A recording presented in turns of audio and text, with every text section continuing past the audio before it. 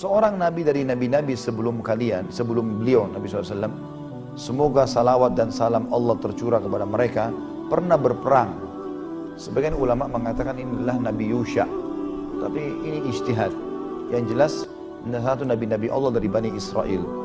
Maka dia berkata kepada kaumnya, jangan sekali-kali mengikutiku berjihad seorang laki-laki yang telah menikahi seorang wanita, sedangkan dia masih ingin menikmati malam pertamanya dengannya dan belum menikmatinya.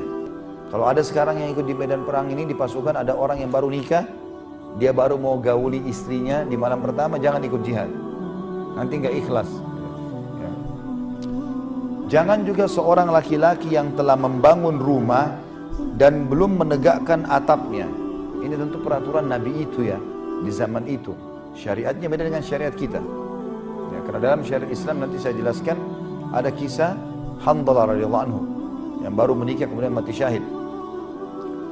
Kalau ada orang juga di antara kalian lagi bangun rumah dan dia lagi nunggu penyelesaiannya, masih tahap pembangunan, belum menutup atapnya, sehingga keluarganya nggak jelas tinggal di mana, maka jangan ikut jihad. Dan seseorang yang telah membeli kambing atau unta-unta yang sedang hamil, sedangkan dia menunggu kelahiran anak-anaknya. Jadi kalau ada yang untanya lagi hamil, kambingnya lagi hamil, dan dia tahu ini sebentar lagi melahirkan, ya, biasanya itu dianggap harta pada saat itu ya, maka jangan dia ikut jihad. Nah, jangan sampai dia kefikiran masalah itu. Maka dia pun, si Nabi itu berangkat untuk berperang. Lalu dia tiba dekat perkampungan musuh di waktu akhir sholat asar, sudah mau terbenam matahari, atau dekat dari waktu itu. Maka Nabi itu bersabda atau berkata kepada matahari, sesungguhnya engkau diperintahkan untuk tenggelam, dan aku juga diperintahkan untuk menaklukkan kampung tersebut di waktu siang. Ya Allah, tahanlah matahari itu untuk kami. Maka matahari itu pun ditahan hingga Allah memberikan kemenangan kepadanya. Dalam riwayat lain kata Nabi SAW, sesungguhnya matahari tidak pernah ditahan kecuali untuk Yusha. Ini Nabi ini ya, Yusha bin Nun, ini salah satu Nabi Bani Israel. Tidak pernah ditahan matahari kecuali buat dia. Jadi selama ini matahari selalu terbenam on time, tapi pada saat itu tidak. Allah SWT panjangkan. Maka matahari pun ditahan oleh Allah hingga Allah memberikan kemenangan kepadanya. Dia pun mengumpulkan harta rampasan perang, ghanimah. Kemudian datanglah api untuk melalapnya. Namun ternyata api itu tidak memakannya. Nanti saya jelaskan ini ya. Maka Nabi tersebut berkata, sungguhnya terjadi gulul. Nanti juga kita jelaskan ini. Di tengah-tengah kalian, maka hendaklah dari setiap kabilah ada seseorang yang membaiatku. Maka menempellah tangan seseorang dengan tangan Nabi itu. Maka Nabi itu berkata, di tengah-tengah kalian ada gulul, maka hendaklah kabilahmu membaiatku. Maka melekatlah tangan 2 atau 3 orang dengan tangannya. Maka dia pun berkata, pada diri kalian ada gulul. Maka mereka pun datang dengan membawa sebuah kepala mirip kepala sapi dari emas. Dia meletakkannya, maka datanglah api dan melalapnya. Ghanimah tidak halal bagi siapapun sebelum kita. Kemudian Allah menghalalkan ghanimah bagi kita, tak kala dia melihat kelemahan dan ketidakmampuan kita, dia pun menghalalkannya untuk kita. Hadis ini kita bagi-bagi ya, pemahamannya seperti biasa. Potongan yang pertama, paragraf pertama menjelaskan tentang adanya Nabi sebelum Nabi Muhammad SAW. Sudah saya sebutkan tadi namanya Yusha bin Nun ya. Ini adalah Nabi dari Bani Israel setelah Nabi Musa alaihi wassalatu wassalam. Kemudian dalam syariatnya Nabi Musa alaihissalam waktu itu yang dibawa oleh Nabi Yusha ini, syariat Nabi Musa alaihissalam, dia kalau mau jihad tidak boleh ikut orang yang baru menikah. Tapi dalam syariat Nabi Muhammad SAW sudah terhapus ini. Terbukti ada cerita Handalah radhiyallahu anhu. Handalah ini menikah hari Jumat. Hari Sabtu ada jihad perang Uhud. Tapi Handalah sempat menggauli istrinya.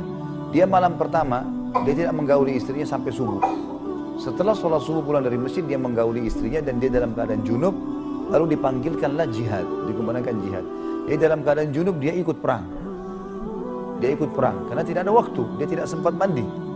Sekarang jihad sudah harus, pasukan Quraisy sudah tiba di wilayah Uhud. Maka dia pun ikut jihad, lalu dia mati terbunuh syahid. Lalu Nabi SAW waktu menyusun jenazah sahabatnya, pas jenazahnya Yusha, Nabi SAW pun mengalihkan matanya. Lalu bertanya para sahabat, kenapa ya Rasulullah? Kenapa anda alihkan dari orang ini? Dari Handalah. Kata Nabi SAW, saya lihat istrinya dari bidadari yang menjemputnya. Diperlihatkan. Riwayat lain, saya diperlihatkan malaikat yang memandikan dia junub.